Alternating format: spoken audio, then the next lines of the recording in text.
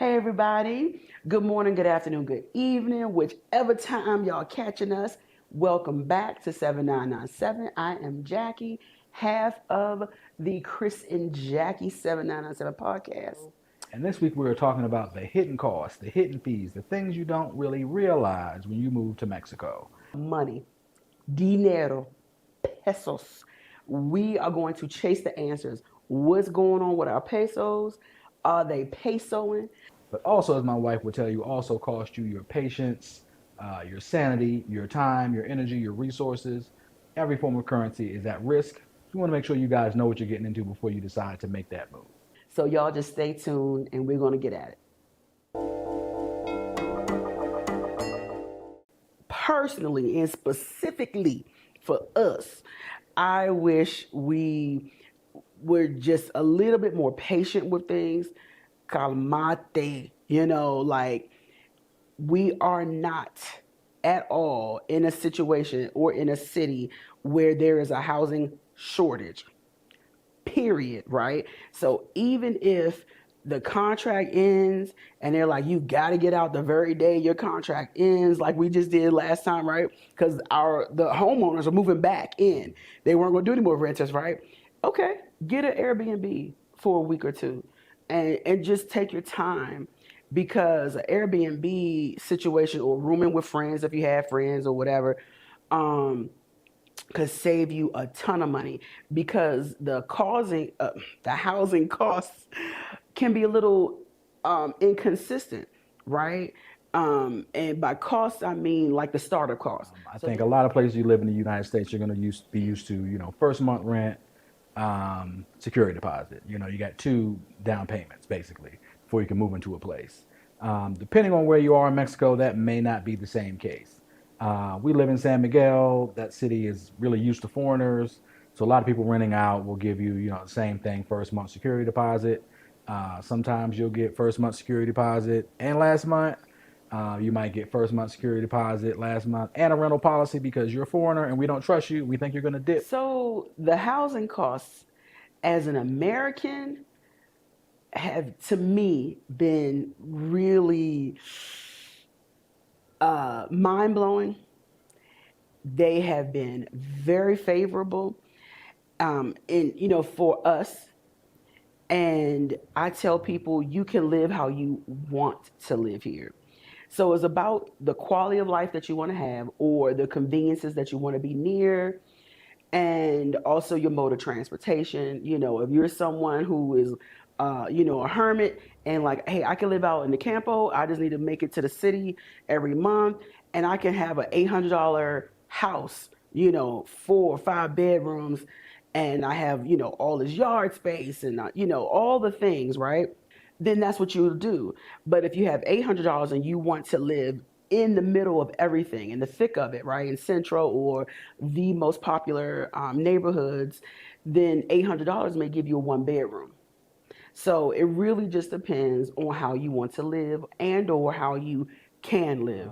There's also seasonality, right? So like particularly here in San Miguel, we have a high season and low season.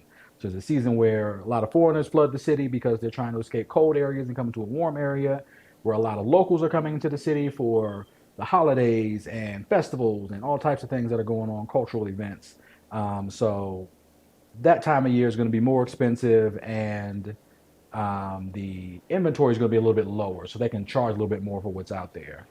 That inventory might be lower because what I would normally rent out for, a 6 month lease or a 1 year lease, when this time of the year, maybe it's empty and I want to make it an Airbnb. I want to make it a weekly rental. So the first place we rented when we moved down was a 2 bedroom apartment, and not the greatest part of town. It wasn't a bad part of town, but it's not the most desirable by any means. And that was 18,000 pesos. The place we got after that was 15,000 pesos for a 3 bedroom townhouse, 3 levels, view of the whole city.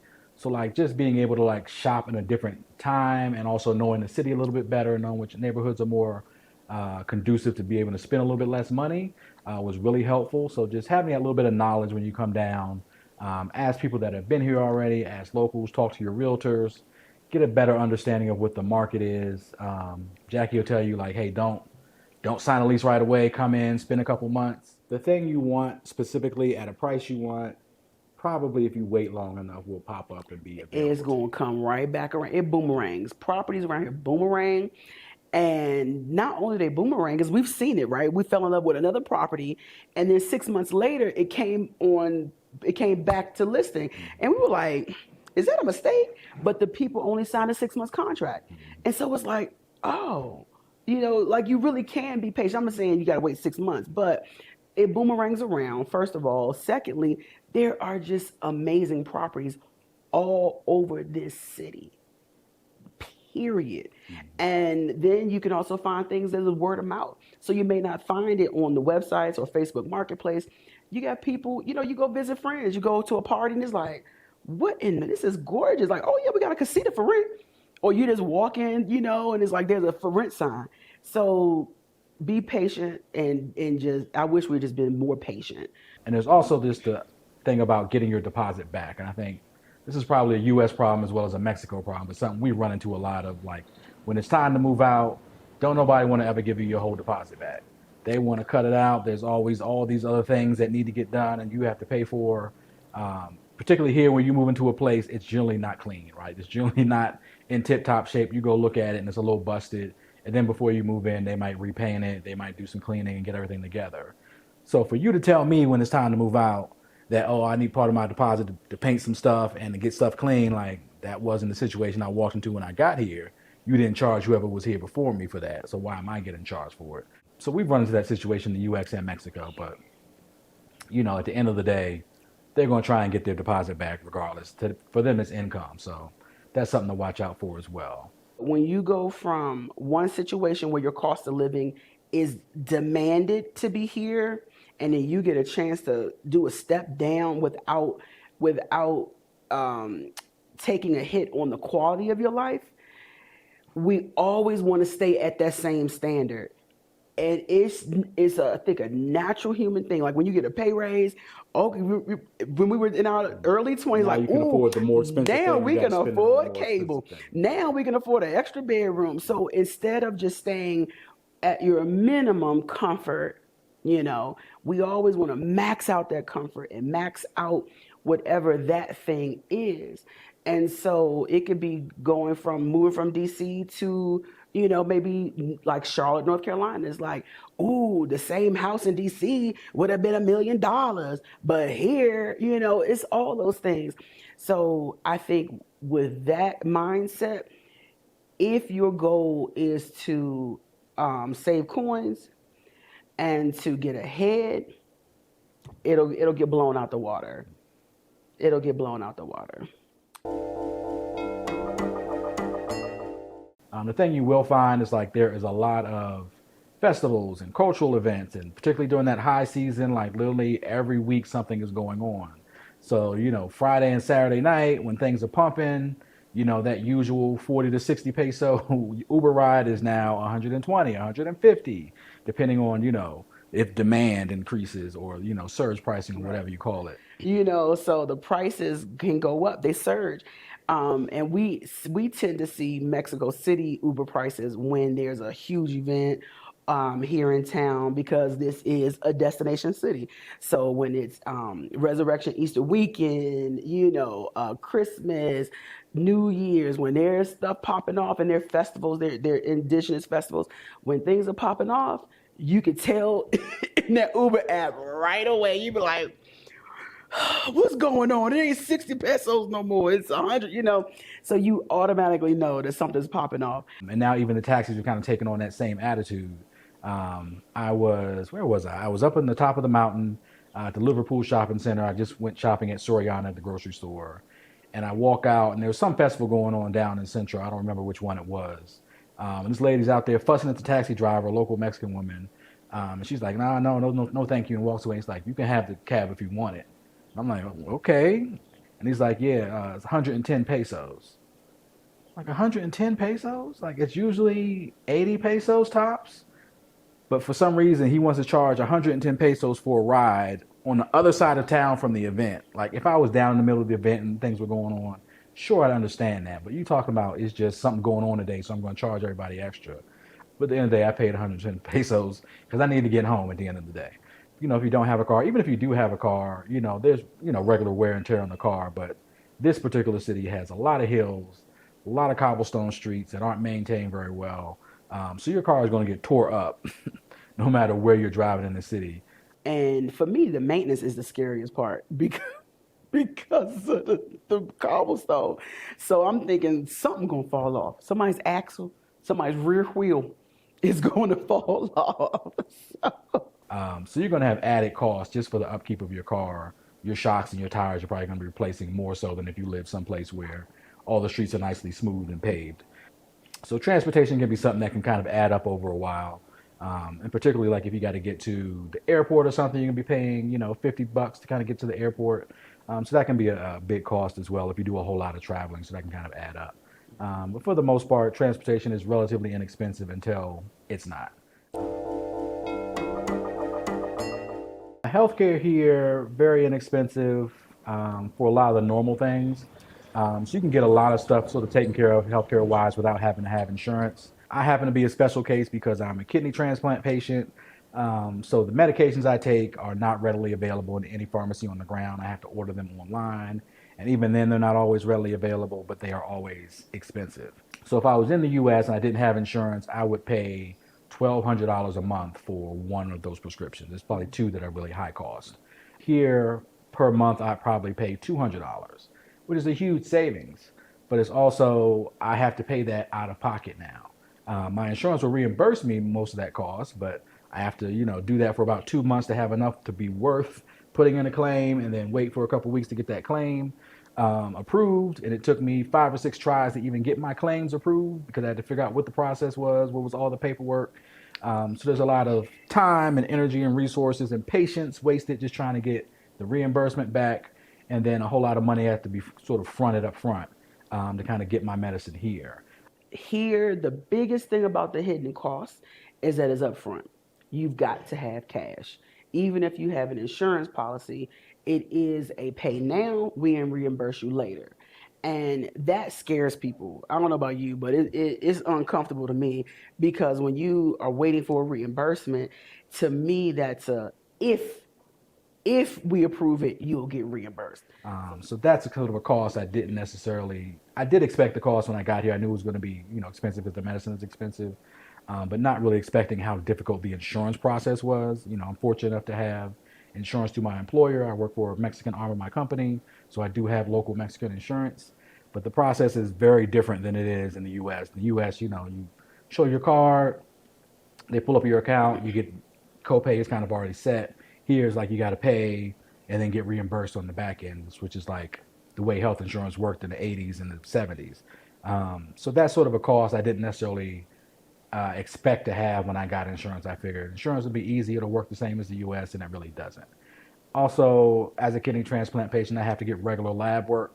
The labs that I have to get done are cost $200, and of course that has to get paid out of pocket, and that's something that's not reimbursable. So, once a quarter, I have to come out of my pocket with $200 in lab work. Whereas in the U.S., insurance would cover that. I wouldn't really pay much of anything out of pocket. Of course, I'd be paying, $300 to $500 a month in insurance premiums. So healthcare, depending if you have sort of regular ailments, your heart, high blood pressure, cholesterol, things like that, you're probably not going to get hit with too many costs. The medicine over the counter is maybe $5 to $10 without insurance for whatever medication you need, even cheaper. But some costs around the medications also is different store to store. So there's a little pharmacy on the corner. I went down and get my blood pressure medication, and it's actually twice as much at the store on the corner than it is at the big box store. So big box stores, I think because they can probably buy in larger quantities, there's certain things you'll get at the big box store, medication being one that's a little bit cheaper than if you bought it at sort of the neighborhood pharmacy. So that's some things to watch out for because they're both sort of low in cost either way. It's not expensive, but you kind of get nickel and dimed on some things that you may not even realize. You're just thinking, oh, it's so cheap and I'm going to pay it. But you could be saving money by just paying for it less expensive someplace else. I think the big thing about the exchange rate is that it affects everything. Particularly, if you're getting your money from the US and you have to bring it into the country, when the exchange rate goes down out of your favor, like everything you have to pay for gets more expensive. So your rent goes up, your food cost goes up, the utilities go up because the exchange rate is now different. I happen to make pesos, so the exchange rate doesn't affect me as much, but I think I still put it in that context mentally. Um, because even my money comes in pesos, I look at my account in dollars. So I can see, I paid rent this month, it was 25,000 pesos. Last month it said it was, 1250. This month it says it's, 1275. And you keep seeing all these sort of nickel and diming things in the exchange rate. It can kind of throw you off sometimes mentally and thinking that even if you're making pesos, maybe you're spending more. That then goes into alignment with inflation, and the cost of things are always going to go up at the end of the day. What I think is interesting though, and what I think needs to be spoken about more, is the cost of things here in Mexico are going up. You know what I mean? So the conversion rate could be the conversion rate, and that's obviously if we have to do a USD to peso. But most of our transactions now are peso to peso, so we're not seeing that hit our pockets as much anymore. But what I am seeing is those prices are going up. Just really simply, I remember we moved here almost 3 years ago. I was like, my Dove deodorant, okay, $2.50 for Dove deodorant. Well, now I've seen it's gone up. It's no longer 45 pesos. It's now 65 pesos. Just you can see it. The price of the meat, the price of goods. You can literally see it, and I've observed it. So we could talk about that. So yeah, that's just something I'd say, make sure you're putting some padding in your budget. Don't try to live down to your last dollar, because if that exchange rate changes in a way that's not favorable to you, you're going to be short. So it's good to kind of keep a touch on what's going on and making sure you're looking at that exchange rate. You're not just sort of spending your US dollars and pesos, and sort of getting nickel and dime. Particularly like at the ATM, you'll get charged, particular fees. The exchange rate is sort of a thing that's set at the stock market level, but each individual bank can have their own individual exchange rate and charge more or less depending on what they want to charge. So everybody's really trying to take a little piece of your money whenever you move it across the border. So you have to be really careful about, how you're moving your money. Are you using Wise? Are you just getting out of ATM? Are you moving on credit cards? Are you, cashing checks based off another account? Like all those kind of incur different fees. So really be careful and look at those particular exchange rates before you decide to accept or deny or go through another venue to get your money exchanged in a way. I even saw somebody on Facebook today like, hey, do you need to exchange some money? I got a Mexican account and I got a US account. I can do it for you. And I'm like, why would anybody take that offer off of some random person on Facebook to exchange their money for them? First of all, you can eat how you want to eat here. Secondly, I believe that local is always more inexpensive, always more affordable, easier on the pocket. And I do believe that we get gringo taxed for sure, or big box store taxed. This probably isn't a surprise, right? There is convenience costs. So if you want to go to the big box store and buy all your things in one place, you're probably going to get charged a little bit more for certain items, just because it's more convenient for you to do all the shopping in one place. The big box store has to pay for 55 security officers to watch you because they're not going to put cameras in there.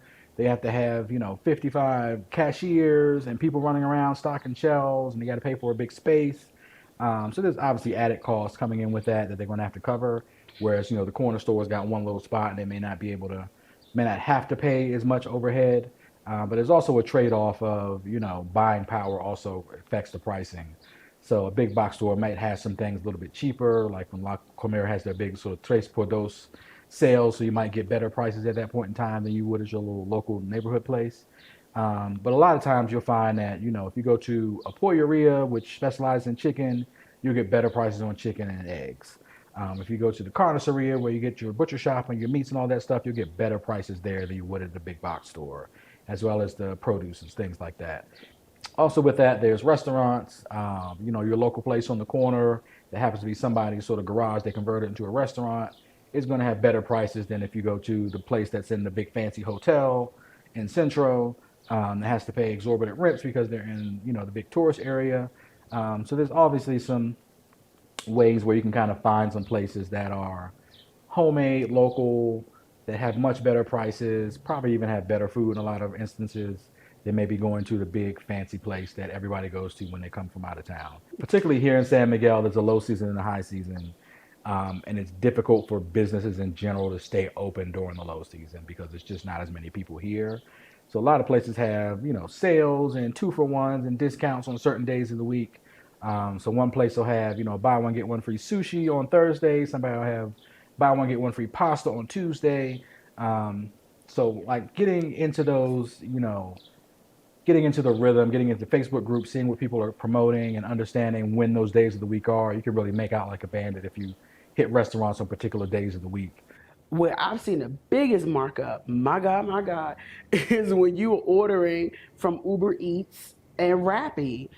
Good grief. I mean, they charge you, not only are you going to get charged with the service fee, delivery fee, and then you tip the driver, but the food has a markup. And being in food service, I understand why. Because on the other side, the food vendor is trying to make up for some of those fees that they're being charged. So I get it. I get it. One of the biggest unexpected costs we have here, I think we expected to have some sort of service that would bring our things across the border. So we still have mail that comes from the U.S. There'll be certain packages or things that you can't get shipped here. You have to ship them to the U.S. and bring across the border. So paying for that service outright in a monthly fee, you'll have costs there, as well as they'll charge you another fee to get that thing across the border. We have an international P.O. box, and we've partnered with a domestic shipping company. So they bring our mail and shipments that we, and packages from the States, ship it over the border, and then they bring it on over here. There's cost in that. You got to be patient for that stuff. You know, sometimes things can get lost in the mail. It gets lost in the mail no matter where you live, but things can get lost in the mail. But then not only do we, have it shipped here, and then once it arrives, we've got to pay for it again. In recent times, there have been tariffs and things like that that might impact your importation costs. But also actually being in the city and realizing there doesn't seem to be as well of a standardization of addresses in Mexico as it should be. So you'll have a street that has 3 of the same number on that street, or your house might not have a number on it, or it might not have a doorbell, or it might be behind a gate and then you have to get up past the gate in order to get to your door, and maybe the intercom doesn't work. So every time you get a delivery, you're ordering something, you need to put on there, on the corner of this and that. There is no house number even on the door. You know what I mean? It just, it's frustrating. There's a frustration level. So trying to get things shipped directly to your house from Mexican companies or coming from U.S. companies into Mexico can be challenging as well. So having that mailbox service actually be local in town and accept your local packages is also very helpful, so that you can actually get stuff shipped to you and actually make it. There's been plenty of times when, even places where we had a good address and it showed up on Google Maps fine, and for whatever reason the driver just can't find you. It's just, I don't know where you are, and it just doesn't make sense sometimes. Like even when we opened a bank account, the bank wanted us to take a picture of the front of the house to include with our address in case they had to find us for some reason. I'm not sure if they couldn't find us, they just ride around town with this picture and compare it to every house. But, and I've even had like delivery people through Rappi or Uber Eats, things like that, which actually has you on the map as a blue dot on the GPS. And I'm out in front of my house waiting for them to drive up, and they just drive on down the street, and they go 3 blocks down and turn around and look in and stop before the block. I'm like, I'm on the map. Just look at your phone. I'm right there. So, just trying to cut out some of the things that can drive you crazy, paying a little bit extra to have a local service. And I think that service charges like $4 for a local package every time we get one. So also makes you kind of think ahead of like, if there's something I want to get from Amazon, let me order all those things at one time so they come as one package, and that's $4 rather than ordering something now and then 2 days something else, and then 3 days something else, and you're just going to get nickel and dimed on all those different fees. One place where you can get hit with a lot of costs, of course, is the visa process. There's a lot of ways where you can get hit with costs in that process. Just in general, that entire process can be, pricey. They do require you to make a certain amount of money in order to be qualified for a visa. Um, so you're going to have to be able to display and show that you have a certain amount of money in your account as a retiree, or that you make a certain amount of money with the company, that you're not going to be coming down and living off of Mexican assistance. It's probably the idea. One of the big costs associated with that is you're probably going to need to hire a facilitator. The process can be very lengthy, very involved, complicated, convoluted, constantly changing. So you want to make sure that you have somebody in your corner who knows that process really well. Not every facilitator is a good facilitator. Some are terrible. Make sure you're getting good recommendations. Talk to people who have used these people already. Look at things like the Mexican Relocation Guide, who has a good list, a vetted list of facilitators who can tell you what are the best facilitators to use. For my process was a little different. We actually sort of traded time for her, I think, a better process to go through, time and money for a little bit better process to go to. So we could have come straight to San Miguel and had to kind of wait in line for a couple months to even get an appointment, which probably would have messed up our visa process. So we actually found that going to La Paz on the west coast of Mexico was a better process. We had a really good facilitator who was really in with the local community, with the local offices, and could make things happen and move that maybe you couldn't have in other places. So we were actually able to get our temporary residency within a couple weeks. But that did mean we'd have to travel to the West Coast, La Paz. So that means airplane tickets, hotel stays. But what we did was sort of loop that into a vacation, basically. So we spent some time out there, did some vacationing for a couple weeks, and then did our residency process in that moment in time. Now, not everybody has the resources in order to do that, but I will say it does make sense to kind of shop around the country, talk to facilitators in different areas, because the rules and regulations are different. You might need less money, you might need less paperwork, you might be able to get things done quicker. You might be able to jump straight to a permanent residency where some other locations won't let you do that. So that's kind of a key there. If you have the money to do it, I think that's a cost that's probably worth it to endure if you can, to kind of make the process go a little bit smoother. Along with that, I work for the Mexican arm of my company. So like a temporary residency and a permanent residency has some differences where I don't need a work permit if I'm on a permanent residency. It's already included in that. So for my job, I needed a permanent residency, but I didn't get that on the first try or the first go through. So we actually had to make a second trip to La Paz, which then cost more money to fly over, have more time to stay. It was definitely quicker. It only took a couple of days to kind of get all that paperwork taken care of. But that's also a second fee that you have to pay your facilitator to take care of for you.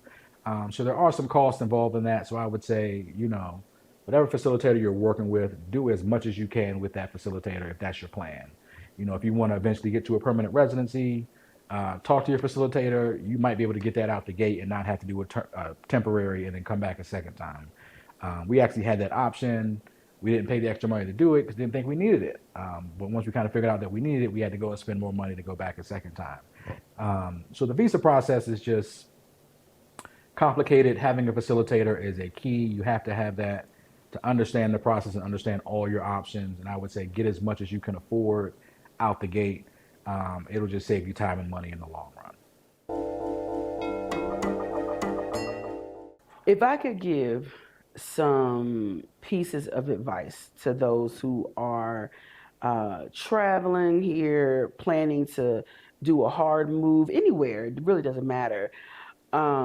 It would be, if you can, do an extended stay first and just be a dedicated visitor, be a long-term visitor, I would encourage that. And by long-term, I would mean 1, 2, 3 months, so that you really can get to where it is you think you want to be. Sit, pop a squat, chill, relax, and immerse yourself. 30 to 90 days, if you can do it. And by that, I mean, back home, you have somebody who's taking care of your house. You have enough coin to float you. If you could do some vacation time, like whatever that is, but home is straight, and you can go and be a long-term visitor, work remotely, whatever it is, I would recommend that, because that place absolutely may not be the place for you. And then that way you would not have cut ties, sold land, sold houses, sold the cat, sold dog. That way you really can go back and rebound. But that mindset has to be, I am going to leave. You know what I mean? So that you're not saying, I'm just going to go and try it out. I'm just going to see if, and if something gets difficult, I got a plan. It's not to say that you are going to use that mindset to go back. It's you're just keeping that for wisdom's sake. And also, for real, we don't know how the next day, we got bombs over Baghdad right now, and folk countries are just shutting stuff down and this, that, and the other. Like, just for wisdom's sake, hold on to something, and then go and be a dedicated visitor. I am coming to scout out the land, to leave, not scouting out to see if I can prove myself wrong. Another thing that we've observed from people who've come in, who have gone, is that people are looking for things to be the same, and I think that that's an unfair expectation. When change happens, change is going to happen. It doesn't matter the zip code or anything. If you're moving to a whole nother community, and my Lord, if you're going to move to a whole nother country, with a whole nother language set and customs and cultures and things, you have to be mindful that you are the one that's going to have to be malleable. They don't have to fit your ways and your customs, though sometimes they do, right? They don't have to provide an English menu, but there are many restaurants that you go to that'll provide an English menu. Or this is a small example, but it's unfair, and I hear it all the time. And we've even probably complained about it on our own show. It's just unfair to be like, how come you just don't do it like this, the way we do it back in the States? You know what I mean? Just different things like that. Because I know it's frustrating to even hear it. There are times we go out to eat, or I'm in a bank, and then I hear, what sounds to be an American who's just self-righteous and indignant, and it's like, come here or go wherever it is that you're going to go, with an understanding that you are the visitor, you are the newcomer, and to have a mind to assimilate and immerse yourself. You know what I mean? And that doesn't mean you have to change your name. You know what I mean? Like, with being from a colonized country, we've known pockets of groups of people who will drop their surname and do, change. We're not talking about change your identity, but I am saying have some patience. I am saying be kind. I am saying to understand that you run nothing but your mouth. If I were to give anybody one piece of advice, and I've probably given this piece of advice before, is to live well beneath your means, particularly in the beginning, first year or two. Just live at your lowest level of living that you can withstand. Leave plenty of room in your budget so that when these hidden costs pop up, you're ready and prepared for those things. If a big healthcare scare comes through, you got some money, saved up, or some credit cards to be able to pay your healthcare costs up front, because you will have to pay those costs up front. If the exchange rate goes crazy and fluctuates by too much, you're not kind of throwing your budget off too much. So if you can come down, get a small apartment or whatever, live in a neighborhood that maybe isn't as nice or next to the neighborhood you want to be in, just to kind of make sure that your budget can maintain and withstand the things that are going to come to it, from the first couple of years. Once you're here and you're settling a little bit, you'll have a better understanding of what you can really afford. Unless you're independently wealthy, and then just go do whatever you want. It don't really matter. The day-to-day hidden costs are not always, to me, equivalent in dollars and pesos. Sometimes it's going to be your patience.